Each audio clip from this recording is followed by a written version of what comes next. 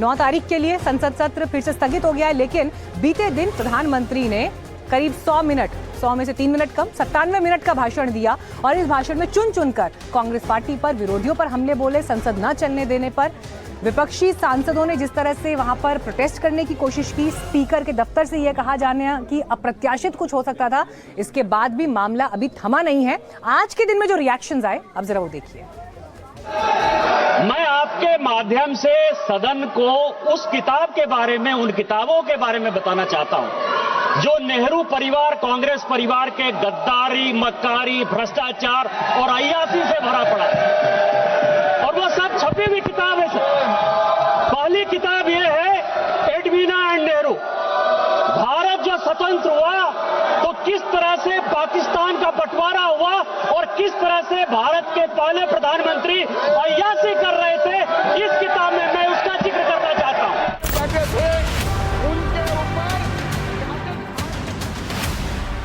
2 दिन पहले यानी 4 फरवरी को पूर्व आर्मी चीफ मनोज मुकुंद नरवणे की अप्रकाशित किताब को लेकर जब विपक्ष बवाल कर रहा था, तब बीजेपी सांसद निशिकांत दुबे सदन में उठे और गांधी परिवार पर एक किताब को लेकर चर्चा की मांग करने लगी।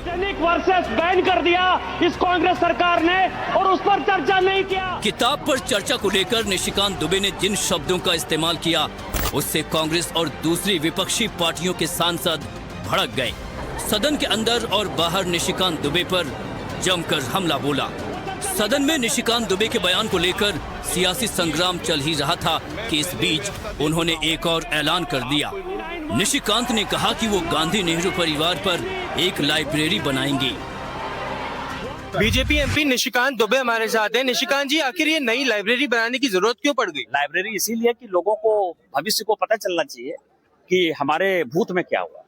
ये तमाम किताबें तो वैसे ही पब्लिश्ड हैं, एक नई सेंटर बनाने की वो एक जगह मिल जाएगा ना। अलग अलग लाइब्रेरी नहीं जाना पड़ेगा, अलग अलग बुक स्टोर बारिस्तान से लेके फकीर चंद नहीं जाना पड़ेगा, वो सब निशिकांत दुबे के यहाँ मिल जाए। सर, आपने एक पूरा बैग लेकर आए थे, उनमें तमाम बुक्स थी, आपने रेगुलरिटी और करप्शन की बातें करी है कि ये सब हुआ करता था नेहरू के जमाने में, उस पे फोकस। वो सब किताबों में लिखा हुआ है, वो सब बताऊंगा। निशिकांत दुबे ने कहा कि देश में आज कई समस्याएं हैं जो गांधी परिवार की देन हैं। वर्सेस बैन कर दिया इस कांग्रेस सरकार ने। देश के बच्चों को ये नहीं पता है कि इस देश की जितनी समस्याएं हैं, और मैंने प्रियंका गांधी जी से प्रेरणा ली। प्रियंका गांधी जी ने कहा कि एक बार नेहरू पर चर्चा हो जाए, तो मुझे लगा कि वो क्यों कर रही हैं इस बातों को, तो अच्छी पार्लियामेंटेरियन है। तो मैंने देखा कि देश में आज जितनी समस्याएं हैं, वो सारी समस्याएं नेहरू गांधी परिवार की देन है, उनके भूख की देन है, उनकी अय्यारी की देन है, मक्कारी की देन है, गद्दारी की देन है, भ्रष्टाचार की देन है। निशिकांत के लाइब्रेरी वाले ऐलान पर कांग्रेस और दूसरे विपक्षी दल हमलावर हैं। कांग्रेस सांसद प्रमोद तिवारी ने कहा कि निशिकांत दुबे की वजह से ही पीएम पर कीचड़ उछल रहा है। तो वहीं ममता की सांसद शताब्दी रॉय ने कहा कि निशिकांत जितना कंट्रोवर्सी करते हैं, तो उनके नाम से एक लाइब्रेरी होनी चाहिए। निशिकांत जी क्यों दुश्मनी निभा रहे हैं मोदी जी से, मैं नहीं जानता। क्या उनको शिकायत? उन्होंने एक कीचड़ एक पत्थर मारा, उसकी छींटे उन पर तो कम, उनसे कहीं ज्यादा चल रही है मोदी पर। आप देखिए, सोशल मीडिया खोलते नहीं बन रहा है, देखते नहीं बन रहा है सोशल मीडिया, जो हालत है। और ज़्यादा परेशान है, बड़ा दुखी लग रही है प्रधानमंत्री जी, और डरे हुए प्रधानमंत्री जी, इसलिए लोकसभा नहीं आए हैं। फिर वहाँ से राज्यसभा उसके लिए कहानी बनाया और रोज राज्यसभा चले गए थे। राज्यसभा जाने के बाद वहाँ एनडीए का मेंबर्स सिर्फ बाकी सारे मेंबर्स वॉकआउट करने के बाद ये लोग सिर्फ एनडीए मेंबर का सामने बात किए थे, और इसलिए दुखी आदमी है, उनका लोगों के सामने दुख बताएंगे, इसलिए सिर्फ एनडीए का मीटिंग था राज्यसभा का। निशिकांत दुबे जी की बातचीत इतनी घटिया है और वो खुद भी इतने घटिया हैं कि उस पर कोई प्रतिक्रिया नहीं दे सकता। घेर लिया मतलब उसका ऊपर तो चढ़ नहीं गया ना, वो तब आए भी नहीं थे, वो उस जगह पे गए थे। लेकिन क्या करे, आप बात नहीं करने देंगे, आप सब्जेक्ट झूठ भी बोलते रहेंगे, और आप जो रूल्स उनके लिए रखेंगे, हम लोग के लिए वो रन से आप लोग के यहाँ से किताबें उठा के जो भी चाहे बोल सकते हैं, लेकिन प्रधानमंत्री की चेयर को इस तरह से घेराबंदी करना, इसको क्या सही मानती हैं आप? इसको सही तो कुछ भी नहीं हो रहा है। सही वो लोग भी क्या कर रहे हैं? सही क्या हो रहा है? निशिकांत जो बोल रहे थे उसपे वो सही बोल रहे थे? वो बातें बोलने का पार्लियामेंट जगह है? बहरहाल किताब को लेकर शुरू हुई सियासी जंग कहां से कहां तक पहुंच गई है। निशिकांत दुबे के बयान के बाद विपक्ष उन पर चौतरफा हमले कर रहा है। Bureau report, NDTV India. तो इतिहास में क्या हुआ? नेहरू गांधी परिवार के लिए आरोप लगाते लगाते निशिकांत दुबे लाइब्रेरी बनाने तक की बात कह रहे हैं। तो फिर निशिकांत दुबे पर रिएक्ट करने से विपक्षी सांसद यहाँ पर कह रहे हैं कि उन्हें लाइब्रेरी में रखने के लिए लाइब्रेरी में रखा जाना चाहिए। लेकिन इन सब के बीच पीएम का जो भाषण कल के दिन में रहा, उसके बाद आज राजनीतिक दलों का रिएक्शन क्या रहा, आपको सुनवाते हैं।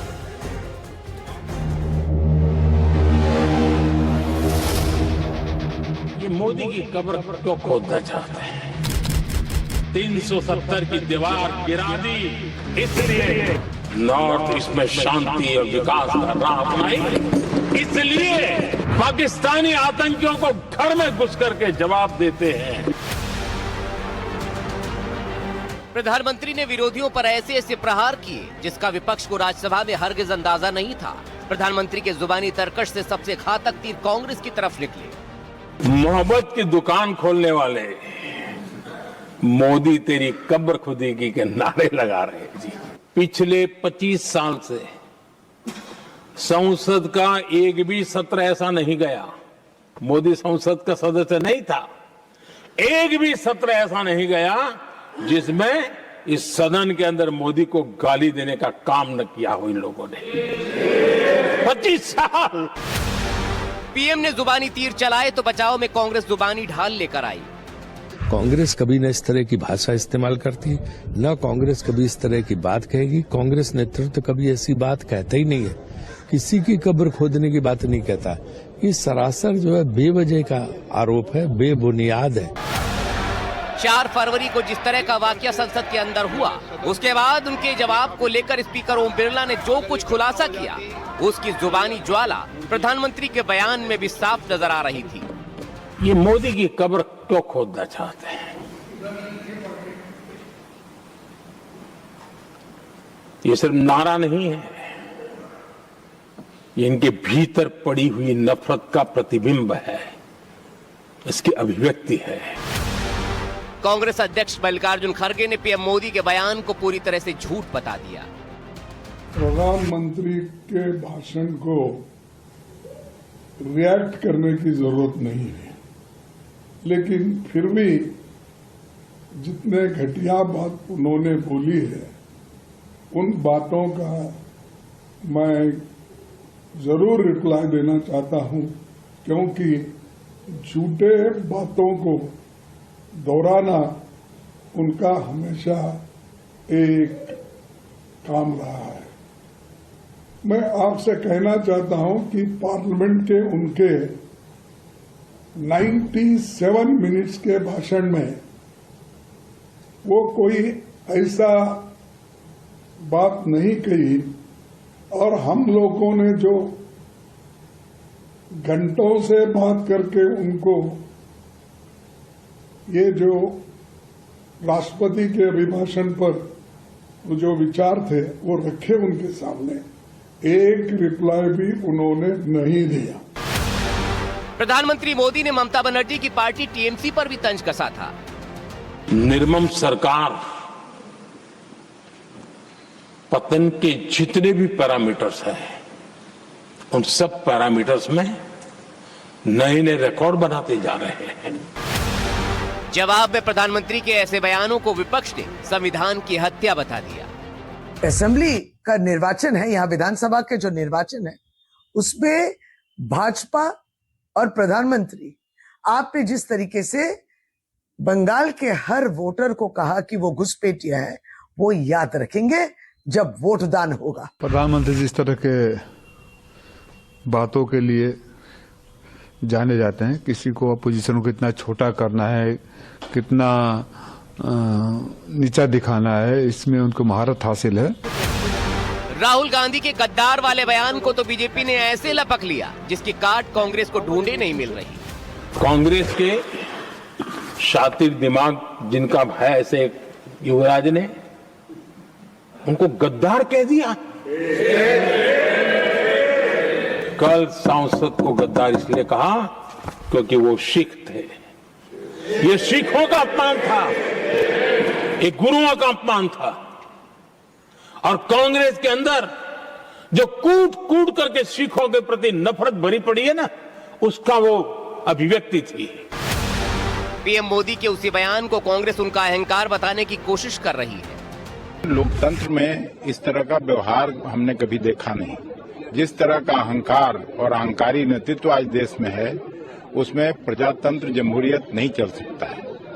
संविधान की दिन दहाड़े हत्या हो रही है। बयानों के आरोपों से सजे इस सियासी घमासान की पटकथा के चलते आज भी संसद में कामकाज प्रभावित हुआ। लोकसभा पूरी तरह से ठप रही और राज्यसभा में भी माहौल तनावपूर्ण रहा। अब 9 फरवरी को एक बार फिर सदन बैठेगा। इस बीच का अंतराल तल्खियां घटाएगा या माहौल में और गर्माहट लाएगा। और इस वक्त आ रही है बड़ी खबर। केंद्र सरकार ने नेटफ्लिक्स को फिल्म घूसखोर पंडित से जुड़ा हुआ कंटेंट, टाइटल, ये सब हटाने के लिए कहा है, आदेश दिया है। ब्राह्मण समाज में किसी भी समाज के खिलाफ दुर्भावना किसी भी कीमत पर स्वीकार्य नहीं है। सुनेत्रा पवार के डिप्टी सीएम पद की शपथ लेने के बाद लगातार सवाल उठ रहे हैं। पहले तो दबे सुर में नेताओं के सवाल थे। सियासी रस्साकशी के बीच शिंदे गुट के नेता रामदास कदम ने यह आरोप लगाया कि शरद पवार को मात देने के चक्कर में तटकरे ने सुनेत्रा को जल्दबाजी में शपथ लेने पर मजबूर कर दिया।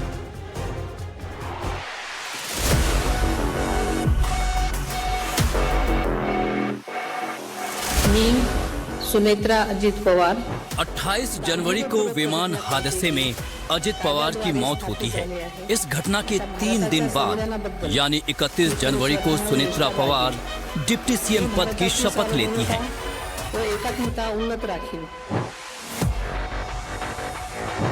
सुनेत्रा पवार की शपथ के बाद लगातार दबे सुर में सवाल उठ रहे थे। सवाल ये कि आखिर शपथ को लेकर इतनी जल्दी क्या थी? क्या शपथ के लिए थोड़ा और इंतजार नहीं किया जा सकता था? शपथ को लेकर ये भी कहा जा रहा था कि इस पर शरद गुट भी थोड़ा नाराज है। शिवसेना उद्धव गुट के भी कुछ नेता शपथ पर सवाल उठा रहे थे। शपथ को लेकर जारी सियासत के बीच शिवसेना शिंदे गुट के सीनियर लीडर रामदास कदम ने एनसीपी अजित गुट के सीनियर नेता सुनील तटकरे पर बड़ा हमला बोला है। कदम ने आरोप लगाया कि अजित पवार की मौत के बाद तटकरे ने गंदी राजनीति की। शरद पवार को मात देने के चक्कर में तटकरे ने सुनेत्रा को जल्दबाजी में शपथ पर मजबूर किया। आपको कदम का वो बयान सुनाते हैं। सुनील तटकरे विश्वासघाती हैं। तटकरे के बारे में एक और बात मुझे बहुत खटकी। काल हमारे दादा को ले गया। अजीत दादा की शमशान की राख भी अभी नहीं बुझी थी कि वो सुनेत्रा पवार को मंत्रालय ले गए और उनसे शपथ दिलाई। तटकरे ने जो किया वो निंदनीय और दुखद है। ये महाराष्ट्र की संस्कृति नहीं है और महाराष्ट्र उन्हें कभी माफ नहीं करेगा। सुनेत्रा की शपथ को लेकर महाराष्ट्र में किसी नेता की तरफ से किया गया ये सबसे बड़ा हमला है। जिस तटकरे पर कदम ने ये हमला किया है वो सुनील तटकरे अजित पवार के सबसे करीबी माने जाते थे। मौत के बाद जब ये चर्चा हुई कि परिवार के बाहर किसी को पार्टी की कमान सौंपी जा सकती है तो तटकरे का नाम उसमें सबसे आगे था। बहरहाल इन आरोपों पर एनसीपी अजित गुट का क्या कुछ कहना है आपको सुनाते हैं। शिवसेना में जो खुद को नेता समझते हैं ऐसे रामदास कदम जी, इन्होंने कल अभद्र टिप्पणी हमारे प्रदेशाध्यक्ष सुनील तटकरे साहब पे की, जो स्वयं अपने परिवार के नाम पे डांस बार चलाते हैं। उन्हें ये अभद्र टिप्पणी करने का नैतिक अधिकार है क्या? रामदास जी, आपको स्वयं शिवसेना के मुख्य नेता उप मुख्यमंत्री एकनाथ शिंदे साहब आपको गांभीर्य से लेते नहीं, ये आपकी औकात है। विवाद बढ़ा तो सीएम फडणवीस भी इसमें कूदे। कहा अजित पवार के नाम पर निम्न स्तर की राजनीति बंद होनी चाहिए। हर व्यक्ति इसमें केवल अपनी राजनीति कैसे देखी जाए इसका प्रयास कर रहा है, जो कि बहुत गलत है। देखिए, आखिरकार राज्य के उप मुख्यमंत्री और एक अत्यंत प्रसिद्ध व्यक्तित्व वाले बड़े नेता अजीत दादा पवार के रूप में दुर्भाग्य से हमारे बीच से चले गए, लेकिन उसके बाद हर व्यक्ति इसके माध्यम से जो राजनीति करने की कोशिश कर रहा है वो अत्यंत गलत है। प्रसिद्ध व्यक्तिमत्व असलेले इस प्रकार की निम्न स्तर की राजनीति बंद होनी चाहिए। धीरे धीरे नरम पड़ रही थी, उसे कदम ने अचानक से भड़का दिया है। ये देखने वाली बात होगी कि इस पर सियासत आगे क्या रुख लेती है। Bureau report, NDTV India. और अब आपको दिखाते हैं कानपुर का एक वीडियो। यहाँ पर नमामि गंगे योजना के तहत सड़क की खुदाई का काम चल रहा था, लेकिन लोगों को जब विधायक से परेशानी बताई गई तो विधायक मौके पर पहुंचे और फिर जो कुछ वहां पर हुआ वो आप देखिए।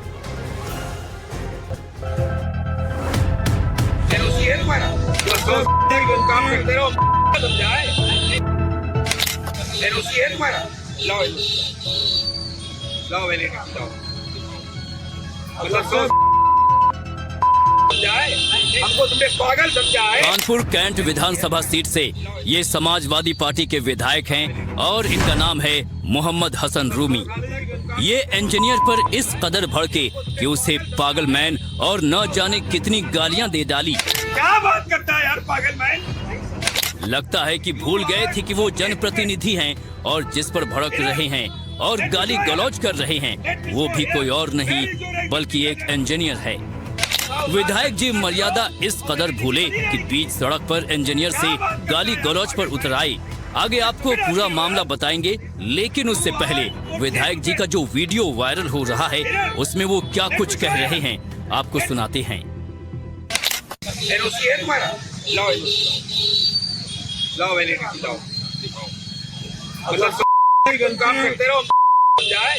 हमको तुमने पागल समझा है। तुम ना करो और वैलिडिटी बनी रहेगी। क्या बात करता है यार पागल मैन। तुम स्टूपिड आदमी हो यार। You are totally stupid. Let me show यार। Let me show here. Where is your existing LNOC?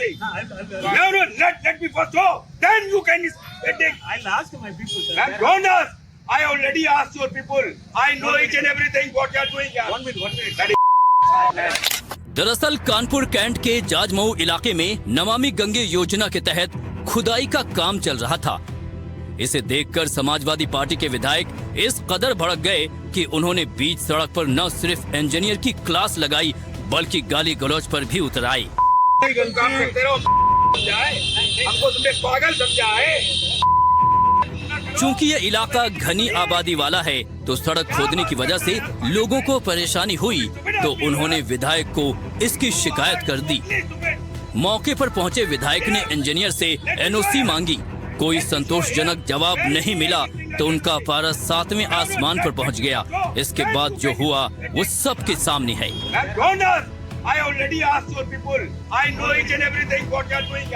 जनहित के मुद्दों पर नेताओं का गुस्सा होना आम बात है, लेकिन जिस तरह से समाजवादी पार्टी के विधायक ने इंजीनियर के साथ दुर्व्यवहार किया उस पर विधायक जी को सोचने की जरूरत है। Bureau report, NDTV India.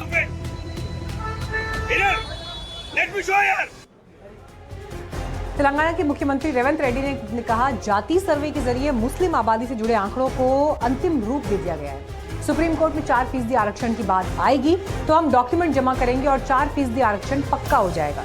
Revanth Reddy के बयान पर बीजेपी ने पलटवार करते हुए कहा वो सिर्फ एक पक्ष का वोट लेने के लिए तुष्टीकरण की राजनीति कर रहे हैं। हैदराबाद में आयोजित जमीयत उलेमा के एक कार्यक्रम में मुख्यमंत्री रेवंत रेड्डी ने मुसलमानों के आरक्षण को लेकर बड़ा बयान दिया। उन्होंने कहा कि तेलंगाना में कांग्रेस सरकार अल्पसंख्यकों के समर्थन से बनी है। आरक्षण को लेकर रेड्डी ने कहा, अगर जरूरत पड़ी तो राज्य सरकार सुप्रीम कोर्ट को मुस्लिम आबादी का पूरा डेटा देने के लिए तैयार है। रेड्डी ने ये बयान मुस्लिमों को 4% आरक्षण से जुड़े मामलों को लेकर दिया जो सुप्रीम कोर्ट में लंबित है। 1919 से शुरुआत होकर 100 साल के ऊपर इस देश में देश के लिए, देश आजादी के लिए जो काम किए, इस देश में माइनॉरिटी का पूरा बराबर हिस्सा करके जितने लोग हैं हिसाब करके हम लोग तैयार किए। आगे कभी भी सुप्रीम कोर्ट में अगर 4% रिजर्वेशन का मसला आएंगे, ये कागज ले जाकर ये हिसाब किताब कोर्ट के सामने रखे तो 4% रिजर्वेशन परमानेंट हो जाएगी। इस कार्यक्रम में रेड्डी ने मोदी और शाह को भी सीधी चुनौती दी। कहा कि अगर दम है तो मोदी और शाह तेलंगाना में सरकार बनाकर दिखाएं। चलेगा, कोई कोशिश करते। देखे आप कल दिल्ली से कोई आया था महबूब नगर में, क्या भाषण दिया आप देखे। अमित शाह जी ने जो भाषण दिया चवेला में, 4% मुसलमान रिजर्वेशन हम निकाल देंगे, तेलंगाना में सरकार बनाए तो हम 4% रिजर्वेशन निकाल देंगे। मैं मोदी जी अमित शाह जी से सवाल कर रहा हूं, हिम्मत है तो तेलंगाना में सरकार बना के दिखाओ। रेवंत रेड्डी के बयान पर बीजेपी सांसद के लक्ष्मण ने कहा कि रेवंत सिर्फ एक पक्ष का वोट लेने के लिए तुष्टीकरण की राजनीति कर रहे हैं। ये धर्म के नाम पर आरक्षण नहीं हो सकता। तो दोबारा रेवंत रेड्डी आज जातिगत जनगणना के बाद मुसलमानों के लिए आरक्षण देने के लिए जो बयान दिया जा रहा है, ये गैर संवैधानिक है। ये संविधान के बारे में बोलने वाले कांग्रेस नेता, आज एक मुख्यमंत्री संविधान के कुर्सी पे बैठे हुए आज इस तरह बोलना, सिर्फ और सिर्फ तुष्टीकरण राजनीति अपनाना। बहरहाल तेलंगाना इस मुद्दे को लेकर एक बार फिर राजनीति के केंद्र में आ गया है और आने वाले दिनों में इस पर सियासी टकराव और तेज होने के आसार हैं। पाकिस्तान की राजधानी इस्लामाबाद में भीषण धमाका हुआ है। इस्लामाबाद में इमाम बाड़े और शियाओं की मस्जिद को निशाना बनाकर यह हमला किया गया। जुमे की नमाज के वक्त इस धमाके में जो खबर आ रही है, 60 से ज्यादा लोगों के मारे जाने की पुष्टि हुई है। वहीं करीब 170 लोग घायल हुए हैं, जिनमें कई की हालत गंभीर है।